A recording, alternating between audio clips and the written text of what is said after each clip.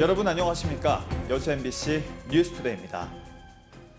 최근 지역 정치권이 순천 신대지구의 개발이익금의 환수를 촉구하는 성명을 발표했는데요. 경자청과 순천시는 이미 신대지구의 개발이익금 환수를 위해 절차에 따른 행정행위가 진행되고 있고 개발이익금의 최대 50%까지 환수 검토 중이라고 밝혔습니다. 김주희 기자가 보도합니다. 광양만권 경제자유구역의 배후 도시 기능 역할을 위해 조성된 2.87제곱킬로미터 면적의 순천 신대지구입니다. 서동욱 의원 등 순천적 도의원 8명은 최근 공동 성명을 발표하고 신대지구에 대한 행정의 개발 이익 환수를 촉구했습니다. 순천 신대지구 개발을 통해 민간 사업자가 수천억여 원에 이르는 분양 수익을 올렸지만 정작 지역에 돌아온 것은 아직 없다는 겁니다. 그러면서 올해 말 준공 전까지 최소 30%의 개발 이익을 지역사회에 환원할 것을 요구했습니다.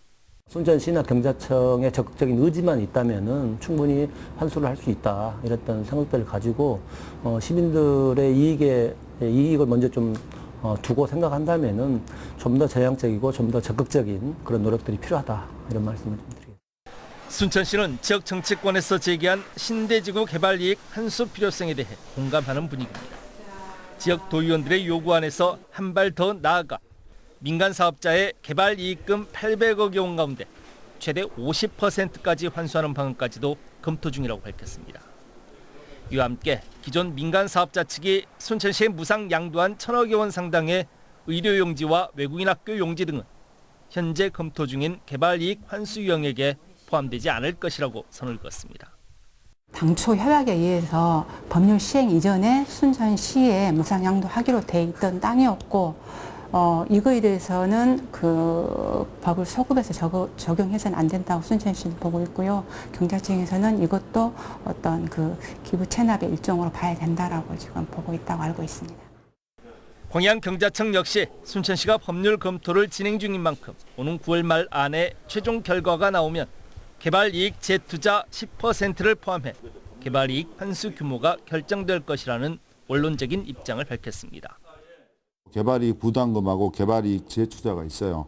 근데 개발이익 부담금 같은 경우는 현재 그 법에 지자체가 부과하도록 돼 있기 때문에 그건 순천시에서 이제 판단해서 부과할 사항이고 이제 개발이익 재투자는 법에 나와 있는 저 저희들이 10% 부과할 예정입니다. 저희들. 순천 신대 배후단지에 대한 행정의 개발이익 환수 규모는 현재 조성되고 있는 순천 선월지구에도 새로운 기준점으로 적용될 수 있습니다. 신대 배후단지의 개발이익 환수 규모를 두고 지역사회의 이목이 집중되고 있는 이유입니다. MBC 뉴스 김주입니다. 전라남도와 도의회, 순천대, 목포대가 어제 통합대학교 국립의대 설립을 위한 간담회를 가졌습니다. 간담회 참석자들은 새 정부 대선 공약 반영 현황과 통합의대 설립 공동준비위원회 추진 사항, 최근 정부 주요 동향 등을 공유했습니다. 이어 정책 논리 공동개발과 협력 네트워크 구축 등 국립의대 설립을 위한 정부 설득과 전략 수립에 대한 논의도 이어갔습니다. 정청래 의원이 더불어민주당 당대표로 선출되면서 지명직 호남 최고위원회에 누가 선임될지 관심이 쏠리고 있습니다. 당원 주권주의를 내건 정 대표는 전당대회 과정에서 호남에 대한 배려를 수차례 언급하며 지명직 최고위원은 호남 출신 인사가 1순위라고 강조해왔습니다. 호남 최고위원이 기정사실화된 가운데 광주 전남 전현직 의원은 물론 시민단체 대표 출신 등이 자천 타천으로 거론되고 있습니다. 최고위원은 당대표와 함께 당의 정책과 전략 등 주요 사안을 결정하는 역할을 하며 가장 최근에는 주철현 의원이 호남목 지명직 최고위원에 오른 바 있습니다. 섬에서는 그동안 배달 음식을 시켜 먹기도 택배를 받기도 어려웠습니다. 이런 가운데 고흥 섬 지역에 드론 배송이 시작됐는데요. 상용화를 위해서는 과제도 남아있지만 섬 주민들의 편의가 크게 개선될 것으로 기대됩니다. 김단비 기자입니다. 가방을 매단 드론이 높게 떠오릅니다. 이내 육지를 벗어나 바다를 가로질러 2km 정도 떨어진 고흥 상화도까지 날아왔습니다.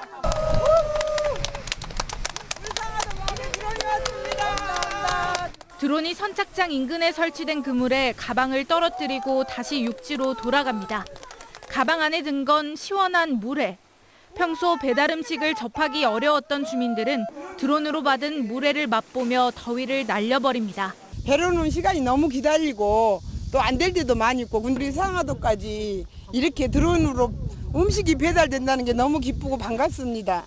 최대 5kg 정도를 실을 수 있는 드론은 왕복 25분 정도를 비행할 수 있습니다. 드론 배송은 상하와도와 등량도, 거금해양 낚시공원과 고흥만 수변 노을공원 등 4곳의 드론 배송 거점과 12개의 배달 지점을 중심으로 운영됩니다. 마을 곳곳에 부착된 QR코드를 휴대폰으로 스캔해 음식을 주문할 수 있습니다. 음식뿐만 아니라 생필품과 긴급 의약품 배송도 가능합니다. 드론 배송은 11월까지 운영되고 섬 주민은 한 달간 무료로 이용할 수 있습니다. 그러니까 물류송이 안 되는 곳이 많습니다. 그런 곳들에 이제 이렇게 드론 배송을 함으로써 그쪽 그 도서벽지 주민들의 생활 개선에도 크게 도움이 되는데 그런 의미가 있다고 봅니다. 고흥 섬 지역에 첫 발을 내디딘 드론 택배. 아직 상용화를 위해서는 배송 물품의 중량과 거리 확대, 비바람 등 날씨에 따른 한계 극복이라는 과제가 남아있지만 그동안 배달 서비스에서 소외돼 왔던 섬 주민들에게 새로운 희망이 되고 있습니다. MBC 뉴스 김단비입니다. 여수시가 오는 11일부터 카드형 여수사랑 상품권을 20% 특별 할인 판매합니다. 이번 특별 할인은 산업위기 선제대응 지역 지정에 따라 이루어지는 것으로 총 발행 규모는 175억 원입니다. 여수시는 많은 시민들이 혜택을 받을 수 있도록 8월 한 달 동안 상품권 구매 한도를 30만 원으로 한시 조정한다고 설명했습니다. 올해 7월 광주 전남 평균 기온이 1994년 이후 역대 두 번째로 높았던 것으로 분석됐습니다. 광주기상청이 7월 기후 특성을 분석한 결과 지난달 광주 전남 평균 기온은 27.8도로 평년보다 2.8도, 전년보다 1.2도 각각 높았습니다. 폭염일수도 평년보다 13일이나 많은 15.6일, 열대야 역시 평년보다 7.3일 많은 11.7일을 기록했습니다. 예측하기 어려운 극한호우가 반복되면서 지하주차장 침수에 따른 피해가 커지고 있습니다. 그런데 아파트 등 공동주택마저 상당수가 물막이 시설이 없는 실정인데요. 김규희 기자가 현장 취재했습니다. 지난 3일 밤 전남 무안의 한 아파트 단지입니다. 차량들이 미리 빠져나온 지하주차장 입구에 주민들이 함께 50cm 높이의 물막이판을 설치합니다. 시간당 최대 142.1mm의 비가 쏟아지기 시작하던 때였습니다. 도로는 강처럼 변했지만 물막이판 덕분에 지하주차장 피해는 없었습니다.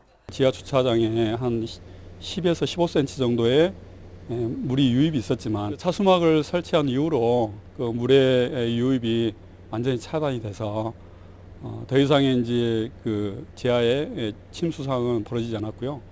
같은 시각 지은 지 25년을 넘긴 인근 또 다른 아파트의 사정은 전혀 달랐습니다. 차량은 겨우 빼냈지만 물막이 없는 지하주차장이 잠기면서 전기실 누전 차단기 7대가 고장나고 정전 피해까지 발생했습니다. 주민들은 갑자기 쏟아진 폭우에 급히 모래주머니를 설치했지만 지하주차장 침수를 막기에는 역부족이었습니다. 판막이 있잖아요. 이렇게 찡겨가지고 평소 때는 빼서 이제 이렇게 옆에다 보관하고 이제 찡기면은 그 막아져갖고 물이 이제 이쪽으로 안 넘어오게끔 그렇게 해주시면 좋겠어요. 지하 주차장이 있는 아파트 등 공동주택 단지는 전남에만 568곳으로 이 가운데 물막이가 설치된 곳은 20%에 불과합니다. 5곳 중 4곳이 극한호우 대응이 어려운 겁니다. 지하 주차장 물막이 의무 설치 규정이 지난 2012년 이후 적용되다 보니 오래된 공동주택일수록 안전시설 없이 위험에 노출되고 있습니다. 지자체는 이 같은 상황을 인식하고 소규모 공동주택부터 물막이 시설 지원에 나서고 있지만 예산 부족 등 적극 대응은 여전히 버거운 실정입니다.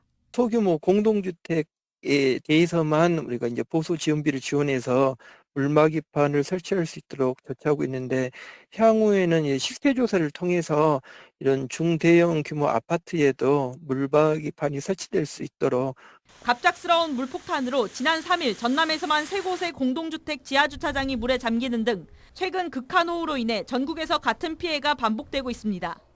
MBC 뉴스 김규입니다. 광주 북구 신안동 열대 주민들은 보름새 2번의 물난리의 원인을 홍수 방어벽으로 꼽았는데요. 광주시가 뒤늦게서야 철거에 나섰지만 주민들은 늑장 행정이라며 분통을 터뜨렸습니다. 김영찬 기자의 보도입니다. 홍수 방어벽과 콘크리트에 걸어막혀 빗물이 빠지지 않았던 광주 북구 신안동 일대입니다. 작업자들이 투명으로 된 1m 높이의 홍수 방어벽을 걷어내고 콘크리트 하단 곳곳에 지름 20cm의 구멍을 쉬운 개가량 뚫습니다. 주민들이 물난리의 원인으로 지목한 시설물에 대해 광주시가 부랴부랴 철거에 나선 겁니다. 그래서 그 물막이가 피해를 키웠다 이런 주장을 다시 하고 있어서 이 물막이 막아놓은 그걸 없앨 건지 개선할 건지. 하지만 주민들은 광주시의 늑장 행정에 분통을 터뜨립니다. 침수 피해를 2번이나 겪고 난 뒤에서야 철거를 하는 게 무슨 소용이 있냐는 겁니다.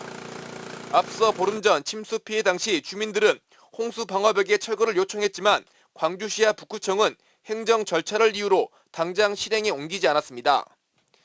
그 전에 움직여주면 주민들이 화를 안 내겠죠. 답답합니다, 진짜. 이렇게 꼭 뭔가를 주민들이 큰 목소리를 내야지 움직여주니까 지자체가 너무한 것 같아요. 침수가 반복되면서 피해 복구 작업은 더뎌지고 있습니다. 계속된 침수로 가전제품을 들이지 못하면서 주민들은 3주째 도시락으로 끼니를 해결하고 있고 맨 바닥에서 잠을 청합니다. 냉장고 관리비 하나도 없이 싹 보다나 버리고 지금 3주 동안 아무것도 없이 시에서 동사무소 갖다 도시락 그걸로 사는 거 있는 거죠. 맨 땅에 자고 있고. 광주시는 이를 계기로 침수 피해 지역마다 정밀 진단을 내 원인을 분석하고 장기적인 대책을 마련하겠다고 밝혔습니다. 하지만 사고가 나서야 해결책을 내놓는 등 이번 비 피해가 인재였다는 비판에서는 자유로울 수 없게 됐습니다. MBC 뉴스 김영창입니다. 전라남도는 최근 집중호우로 침수 피해를 입은 도민을 신속히 파악하고 맞춤형 지원으로 일상 회복에 나서기로 했습니다. 이에 따라 방바닥 등 주거 생활 공간이 침수된 주택에 재난지원금과 의연금 등을 포함해 최대 550만 원을 지원하고 소상공인의 경우 재난지원금과 재해구호기금 등 500만 원을 지급합니다. 또한 소상공인들은 전남신용보증재단에 최대 3억 원 한도로 재해 특례보증을 신청할 수 있고 소상공인 시장진흥공단은 최장 5년간 연 2% 고정금리로 최대 1억 원의 긴급 경영 안정자금도 지원합니다. 폭염과 폭우 등 이상기후로 농수산물 물가가 들썩이고 있지만 전체적인 물가는 안정세를 보이고 있습니다. 호남통계청이 발표한 7월 소비자 물가 동향에 따르면 광주의 소비자 물가 지수는 지난해 같은 달에 비해 1.7% 상승한 116.59를 기록했습니다. 다만 농축수산물은 작황 부진과 가축 폐사 발생, 수온 상승 등으로 지난해 같은 달보다 2.3% 상승했습니다. 전남의 소비자 물가 지수는 117.3으로 지난해 같은 달에 비해 2.1% 상승했습니다. 광주 세계 양궁대회가 한 달 앞으로 다가온 가운데 광주시와 조직위가 막바지 준비에 총력을 기울이고 있습니다. 광주시는 사업비 38억 원을 들여 양궁장 폭을 확장하고 장비 보관실 등 다목적 공간도 새로 조성했다고 밝혔습니다. 결승전이 열리는 도심 항복판 5.18 민주광장 특설경기장에는 800석 규모의 임시 관람석을 설치할 예정이라고 말했습니다. 또 12개 호텔 총 800여 객실을 확보했고 대회 기간 370여 대 버스와 휠체어 리프트가 장착된 특장 차량도 별도로 운영된다고 설명했습니다. 어선 사고로 인한 인명피해를 막기 위해 여수시가 구명조끼 지원 사업을 추진합니다. 여수시는 다음 달 말까지 어업인들의 신청을 받아 팽창식 구명조끼 구매 비용의 80%를 국비와 지방비로 지원한다고 밝혔습니다. 지원 대상은 연근해 어선과 어장관리선, 낚시어선 등이며 지도선이나 교습용 선박, 수산물 가공 선박 등은 제외됩니다. 전남 인근 바다에 고수온 특보가 지속되면서 완도의 양식장에서 피해 신고가 접수됐습니다. 전남도는 완도군 광어 양식장 3곳에서 4만 6천여 마리가 죽었다는 신고가 접수됐다며 먹이 공급 중단 등을 요청했다고 설명했습니다.